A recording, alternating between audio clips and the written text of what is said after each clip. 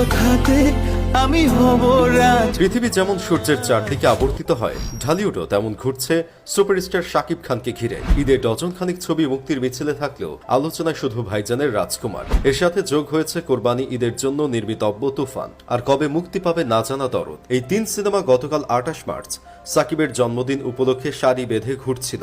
সব মিলিয়ে বলা যায় দরদ দেখিয়ে তুফান তুলে রাজকুমার হয়ে এসেছেন কিং খান। পোস্টার বয়ের জন্মদিনের আগের প্রথম ধামাকা ছিল তুফানের পোস্টার, তার পরদিন রাজকুমারের গান। এরই মধ্যে সেসব দেখা হয়ে গেছে, কারো ভালো লেগেছে, কারো লাগেনি, আবার কারো খুঁতখুঁতে মন রয়েছে ভুল ধরার চেষ্টায়। তবে আমার মন কি বলছে সেটা জানাতেই এলাম। প্রথমে আসি তুফানের পোস্টার প্রসঙ্গে। গত বুধবার সাকিবের জন্মদিনের অগ্রিম শুভেচ্ছা স্বরূপ প্রকাশ করা হয় সিনেমাটির পোস্টার। নির্মাতার ভাষ্য অনুযায়ী তা ছিল চৈতালি তুফান। সেই তুফানে দেখা গেছে পায়ের উপর পা তুলে বসে আপন মনে সিগারেট ফুঁকছেন শাকিব খান। চোখ দুটো কালো চশমায় ঢাকা, কাজ